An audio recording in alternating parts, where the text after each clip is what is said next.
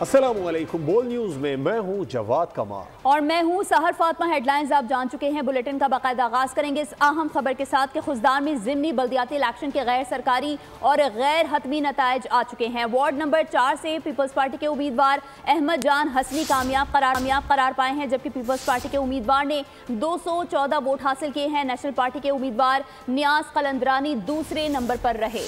National party के उम्मीदवार ने 88 वोट हासिल किए। जनरल काउंसलर वार्ड नंबर 6 पर पीपल्स पार्टी के सिकंदर अली ने 103 वोट लेकर कामयाब हुए। नेशनल पार्टी के नामजद उम्मीदवार सनाउल्लाह 65 वोट लेकर दूसरे नंबर पर रहे। खुशदार में ज़िमनी बल्दियाती इलेक्शन के गैर सरकारी और गैर हतमी नताइज। वार्ड नंबर 4 से पीपल्स पार्टी के उम्मीदवार अहमद जान हसनी कामयाब। पीपल्स पार्टी के उम्मीदवार ने 214 वोट हासिल किए और नेशनल पार्टी के उम्मीदवार नियाज कलंदरानी दूसरे नंबर पर रहे। नेशनल पार्टी के उम्मीदवार ने 88 वोट हासिल किए। जनरल कौंसिल वार्ड नंबर 6 पर पीपल्स पार्टी के सिकंदर अली 103 वोट लेकर कामयाब रहे। नेशनल पार्टी के नामजद उम्मीदवार सनाउल्लाह 65 वोट लेकर दूसरे नंबर पर रहे। खुशदार से अपडेट कर रहे हैं, जहां पर ज़िमनी बल्दियाती इलेक्शन के गैर हतमी गैर सरकारी नताइज आने का सिलसिला जारी है।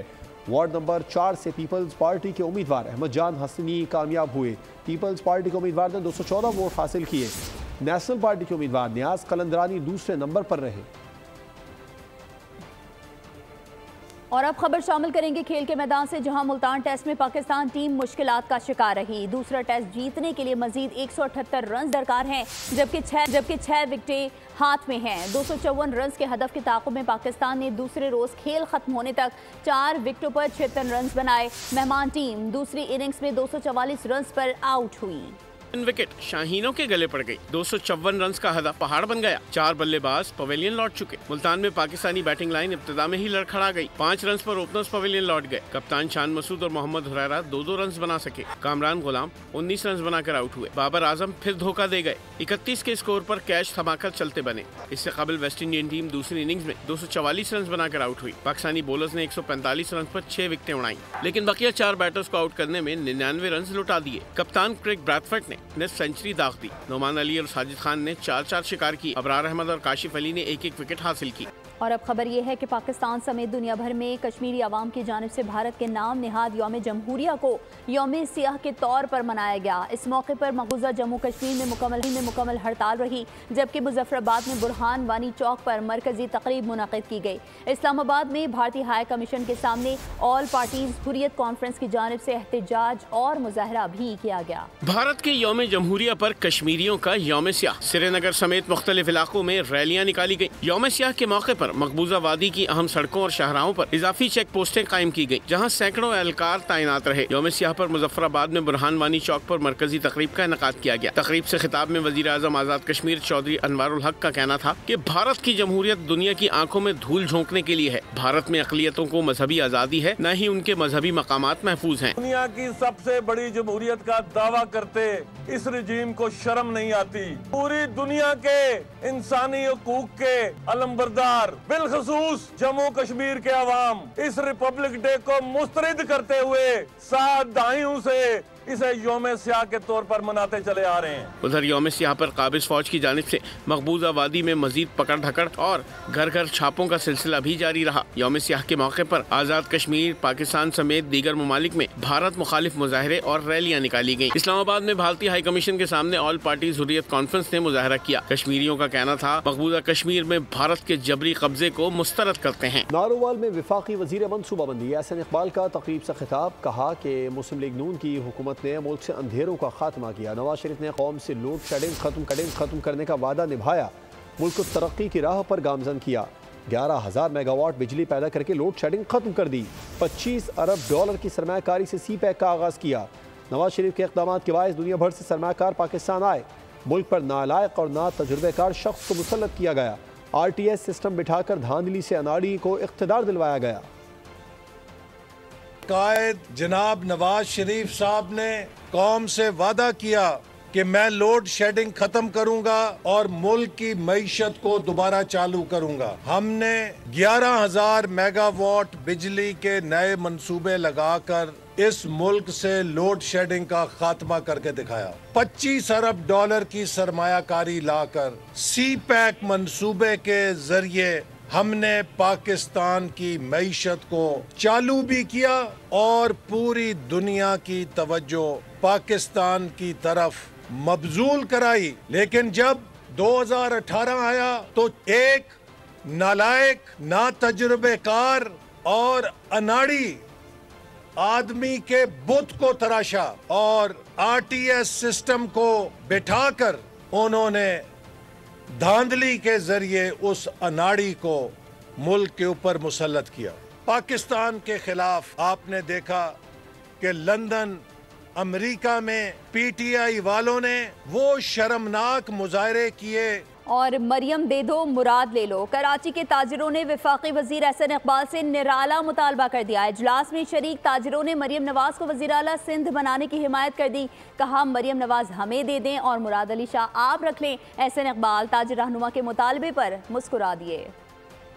कुछ अरसे के लिए लेकिन हमने मरियम हमें दे दे और मुराद अली शाह हमने कराची में अमन कायम किया, इसके बावजूद कि हुकूमत नहीं थी। ताजिरों का मखसूस टोला साजिश के तहत सिंध के मैंडेट की तौहीन कर रहा है। जमहूरियत शतरंज नहीं कि किसी भी मुहरे को एक जगह से उठाकर दूसरी जगह पर रख दिया जाए। अतीक मीर के मुतालबे पर हुकूमत सिंध की तर्जुमान सादिया जावेद का रद्द-ए-अमल सामने आ गया।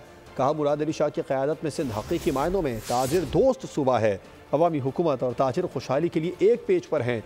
किसी खुशामदी से रट्टा लगाई बात कहलवाने से ज़मीनी हक़ाइक़ तब्दील नहीं किए जा सकते। एक चापलूस की बात को एक बाशऊर और बावकार ताजिर कम्यूनिटी का बयानिया करार देना बददियानती है। बिरादरी मुख्तलिफ फोरम्स पर जाके सिंध के अवाम के मैंडेट की तौहीन कर रही है। मैं उन लोगों को ये भी बताना चाहती हूँ कि सियासत शतरंज का खेल नहीं के एक मोहरा उठाकर दूसरी जगह पर रख दिया जाए। सिंध सूबा ताजिर दोस्त सूबा है। मुराद अली शाह इस सूबे के मुंतखब वजीर आला हैं। हम उनको बताना चाहते हैं कि सिंध में एक मुंतखब हुकूमत मौजूद है जो अपना काम कर रही है। किसी खुशामदी से रटा लगाई हुई बात से जमीनी हकायक तब्दील नहीं होते। एक चापलूस का बयान ताजिर बरादरी का बयानिया नहीं हो सकता। बैरूनी ताकतें पाकिस्तान को कमज़ोर करना चाहती हैं। गवर्नर सिंध कामरान टिसोली कहते हैं दुश्मन पाकिस्तान में सरमायाकारी नहीं चाहता। पाकिस्तानी कौम जो चाहे कर सकती है। आपके साथ मिलकर वो कुछ करके दिखाएंगे कि दुनिया देखेगी। गवर्नर हाउस के दरवाजे 24 घंटे आवाम के लिए खुले हैं। कोशिश होती है किसी को ना उम्मीद वापस ना भेजें।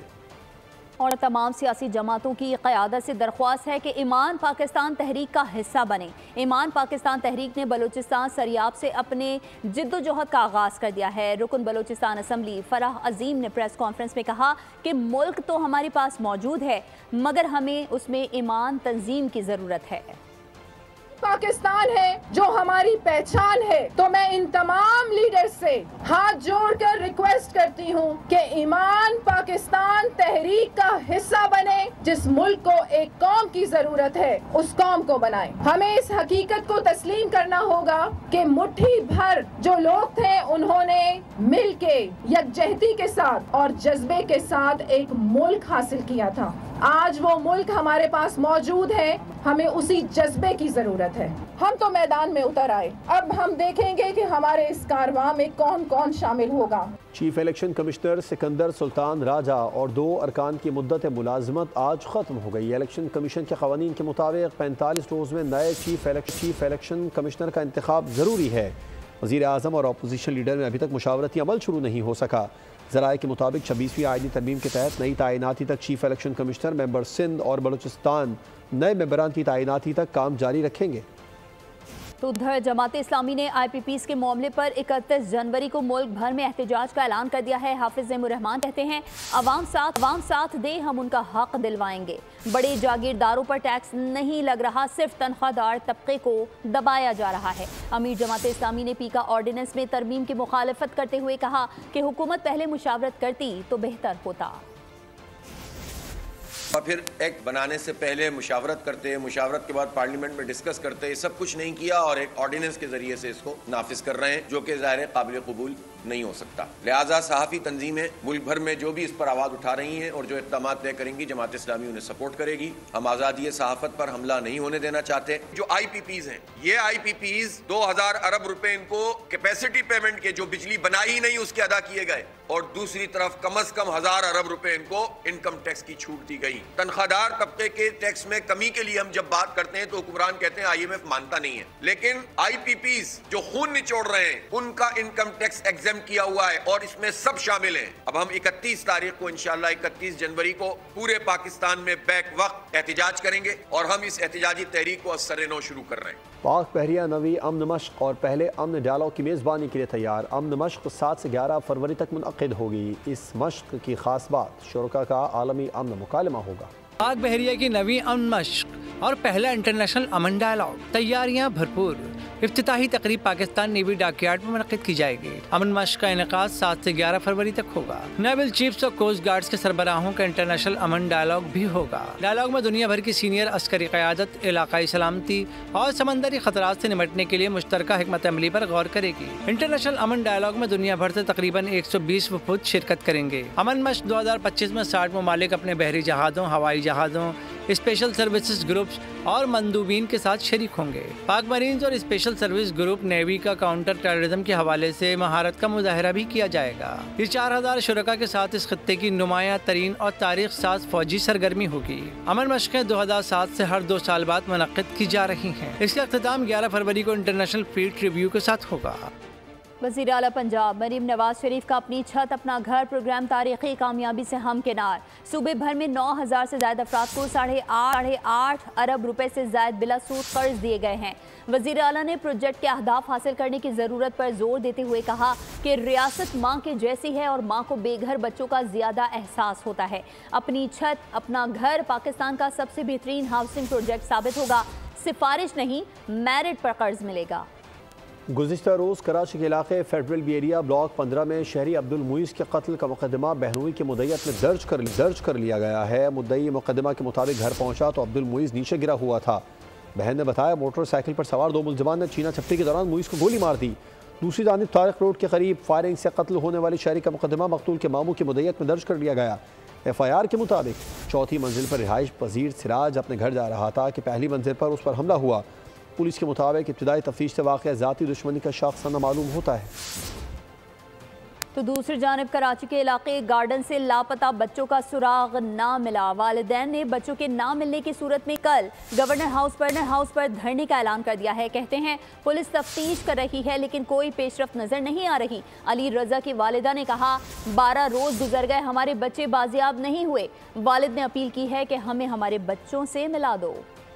बच्चे 24 घंटे में नहीं मिले तो कल हम गवर्नर हाउस और रियासत में धरना देंगे, क्योंकि हमारे बच्चे ये गवर्नमेंट के हाथ में है। गवर्नमेंट को हर हाल में निकालना है। अगर चोरों के हाथ में होते तो 13 दिन में बाजियाब होते। इतने बच्चे बाजियाब हो रहे हैं, हमारे बच्चे क्यों नहीं मिल रहे? पुलिस खुद इन्वॉल्व है। यही निकालेंगे हमारे बच्चों को, नहीं निकालेंगे हम धरना देंगे, हम खामोश नहीं बैठेंगे। हमारे बच्चे हमें हर हाल में चाहिए। अब सबर का पैमाना जो है ना वो तो फिर हम धरना देंगे। कराची के इलाके कोरंगी से टिकटॉकर की बीवी लापता हो गई। टिकटॉकर ने अहलिया की गुमशुदगी पर पड़ोसी के खिलाफ मुकदमा दर्ज करा दिया। झूठी FIR दर्ज होने पर पड़ोसी एहतजाज करने कराची प्रेस क्लब पहुंचा। पड़ोसी का कहना था 2 शादियां कर चुका हूं, टिकटॉकर ने मेरे खिलाफ झूठी FIR दर्ज कराई है। इस मौके पर दोनों बीवियां भी शौहर के हक में गवाही देने पहुंच गईं। कहा शौहर के खिलाफ झूठा मुकदमा दर्ज किया गया, इंसाफ दिलाया जाए। मैं कॉलोनी का रिहायश पजीर हूँ। असद टिकटॉकर है, उसकी बीवी से फटा हुआ है। क्या वो भाग गई है, अल्लाह जानता खुदा है, हमें नहीं पता। मेरी ये 2 बीवियाँ खड़ी हुई हैं, मेरा इसमें कोई लेना देना नहीं है। मैं सुबह जाता हूँ, 24 घंटे होता है घर पे नहीं आता हूँ। तो सर ना कोई इंक्वायरी करी गई ना किस चीज़ का। फारूक अवान साहब को बराह नाम लेता, मैं फारूक अवान साहब का खास बच्चा हूँ, मैं जो चाहूँगा वो कर सकता हूँ। फारूक अवान साहब ने SHO मलिक आमिर साहब को कॉल किया और SHO साहब ने पैसों के जराए FIR किए मेरे पे। मेरा मुतालबा ये है कि मेरे पे जिन्होंने FIR किए वही मेरे पे ख़त्म कराएं। अगर मेरे पे साबित होती या अगर मैं चोर होता तो मैं भागता नहीं। कराची प्रेस क्लब इसलिए आया हूँ, मेरे को इंसाफ चाहिए। हम अपने हस्बैंड के लिए आए और हमें इंसाफ चाहिए। हमारे शौहर के लिए गलत इल्ज़ाम लगाया उन्होंने, उनके घर के मैटर को अपने घर में रखे और गलत है ये। हम यहाँ पे सिर्फ इंसाफ के लिए आए हैं। सबूत कोई हो तो फिर बात करें, इन्होंने नाहक किया। गलत किया, हमें इंसाफ चाहिए, हमारे शौहर के लिए इंसाफ। हमारे ताजी करने वाला जो भी है यही है और कोई नहीं हमारे सर। हुकूमत पंजाब का बड़ा ऐलान। महकमा दाखिला ने कच्चे के डाकुओं के सर की कीमत की दूसरी फहरिस्त जारी कर दी है। 40 खतरनाक डाकुओं के नाम, तस्वीर और सर की कीमत जारी की गई है। 20 डाकुओं के सर की कीमत 50 लाख और 20 की 25 लाख रुपए मुकर्रर की गई है। 50 लाख की हैड मनी वाले डाकुओं में हबीब वल्द अली बख्श, फरहत वल्द बरकत, ईसा वल्द मुराद, मतारा वल्द मेवा शामिल हैं।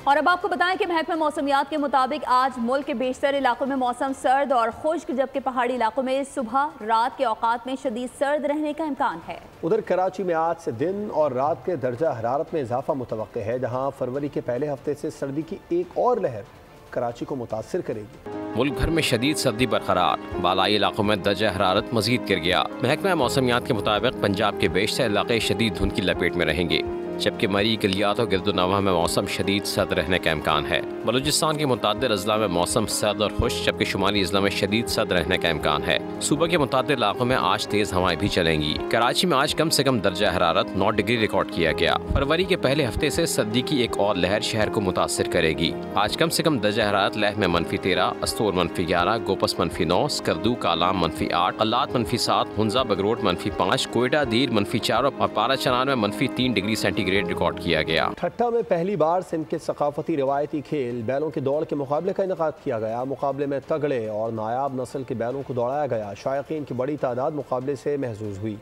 नज़ाकत शाह की रिपोर्ट। ठट्टा में सजा बैलों की दौड़ का दिलचस्प मुकाबला। सिंध के मुख्तलिफ इलाकों से बैलों की 14 जोड़ियों ने हिस्सा लिया। हर बैल की तरबियत खास तौर पर इस मुकाबले के लिए की गई थी। पप्पू पंजाबी के जो बैल है अभी उसका नाम है बना, जिधर पप्पू उतरता है तो मस्त कलंदर पप्पू होता है। अफी नोड़ा भी मशहूर है। मैं इस बात में करता हूँ भाई दीना भी मशहूर है। ठट्टा के लिए ये खुश आइन बात है और इस तरह के जो मुकाबले होने चाहिए ताकि हमारी जो सिंध की सकाफत है वो और मजीद उजागर हो सके। बैलों की ताकत और रफ्तार ने सबको हैरान कर दिया। सिंध हुकूमत के महकमा स्पोर्ट्स एंड यूथ अफेयर्स के ज़ेरे एहतमाम मुकाबले का आगाज सुबह सवेरे हुआ। लोगों की बड़ी तादाद जोश खरोश के साथ दौड़ देखने पहुंची। सबने मिलकर सिंध के रिवायती खेल का लुत्फ उठाया। दौड़ में शामिल बैलों को खुसूसी अंदाज में सजाया गया था, जो इस रिवायती खेल का हिस्सा है। भारी लागत और सरपरस्ती न होने की वजह से ये खेल दम तोड़ रहा है, जिसके फरोग के लिए सिंध हुकूमत की जानिब से रेस का इनेकाद किया गया। इसमें ये गेम बैलों की गेम क्यों ना हो, घोड़ों सवारी जो होती है हमारी, और यहाँ पर पहलवानी की मल पहलवान भी होती है, दूसरी कोटी होती है। तो हमारी हुकूमत सिंध की कोशिश है कि चीजों को बेहतर करे। जीतने वाले बैलों के हामियों ने ढोल की थाप पर भंगड़े डाले। आगे बढ़ते हुए खबर शामिल करेंगे कराची से, जहां गैर कानूनी थैलीसीमिया हेमोफीलिया केयर सेंटर ने सैकड़ों शहरियों की जिंदगियां दाव पर लगा दी हैं। Day and night thalassaemia care centre की तहकीकात में खौफनाक इंकशाफात सामने आ गए हैं। पुलिस जराये के मुताबिक थैलीसीमिया केयर सेंटर में किसका खून लगाया गया कुछ पता नहीं है। सदर के इलाके में कायम day and night thalassaemia haemophilia care centre को गुज़िश्ता रोज सील किया गया था। पुलिस जराये के मुताबिक थैलीसीमिया हेमोफीलिया केयर सेंटर में खून की थैलियों पर जाली डोनर के नंबर इस्तेमाल हो रहे थे। कराची के मुकामी हॉल में पुरानी गाड़ियों की नुमाइश का इनेकाद किया गया। नुमाइश में 100 से ज़ायद नादिर और नायाब गाड़ियाँ मौजूद हैं। मज़ीद तफसीलात नुमाइंदा बोल न्यूज़ मोहम्मद काशान से। जी काशान, बताइएगा इस नुमाइश के बारे में। लगे फेरियल हॉल में एक रोज़ा कदीम गाड़ियों के अजायब घर का इनेकाद किया गया है। इस अजायब घर में 100 से ज़ायद मॉडल्स की कदीमी गाड़ियां जो है वो पेश की जा रही हैं और शहरियों की भी बड़ी तादाद यहाँ पर मौजूद है जो कि इन गाड़ियों को देख रही है। गाड़ियां बहुत कम वक्त में जो है वो देखने को पहले के लोगों को मिलती थी। आजकल के जो नौजवान हैं उन्होंने गाड़ियाँ बिल्कुल। ये बताइए गाड़ी कब आपने ली थी, क्या आपका शौक़ है? और ये सर बस पुरानी गाड़ियों का शौक़ है। जिस तरह आपने 2 MGs देखी वो भी हमने तैयार की हैं। ये गाड़ी आज से कोई 18 साल पहले ली थी। काफ़ी सारी पुरानी गाड़ियाँ उठाई, उनको बनाया, उनको तैयार किया, उनको रखा। अब बस ये 2-3 हैं जिस पे। आज के दौर में इस गाड़ी की मालियत क्या होगी? सर इन गाड़ियों की मालियत नहीं होती, इन गाड़ियों की मालियत नहीं होती। ये एक शौक़ है और वो कहते हैं ना, शौक़ की कोई कीमत नहीं होती। जी बिल्कुल, शुक्रिया जी। बिल्कुल, आपने कहा खालिद असलम साहब इस गाड़ी के ऑनर है, उन्होंने हमसे बात करी और उनका यही कहना है कि शौक़ का कोई मोल नहीं होता। शौक़ के तौर पे वो जो ये कदीमी गाड़ियाँ अपने पास रखते हैं, जैसे ये MG TD गाड़ी यहाँ पर खड़ी हुई है, रोल्स रॉय गाड़ी में रकम में खड़ी हुई है, जबकि पुराने दौर की हमने यहाँ मर्सिडीज़ गाड़ियाँ भी देखी हैं वो खड़ी यहाँ पर मौजूद है। शहरियों की एक बड़ी तादाद यहाँ पर आई हुई है और तमाम जितनी भी कदीमी गाड़ियाँ हैं वो यहाँ पर देख रही है और खूब उसे महसूस भी हो रहे हैं। काशान, आपका शुक्रिया तफसीलात के लिए। न्यूज़ बुलेटिन से फिलवक्त इतना है। मज़ीद खबरों और अपडेट्स के लिए विजिट कीजिए हमारी वेबसाइट boldnews.com और देखते रहिए बोल्ड। सब्सक्राइब करें और बेल दबाएं ताकि कोई खबर रह न जाए।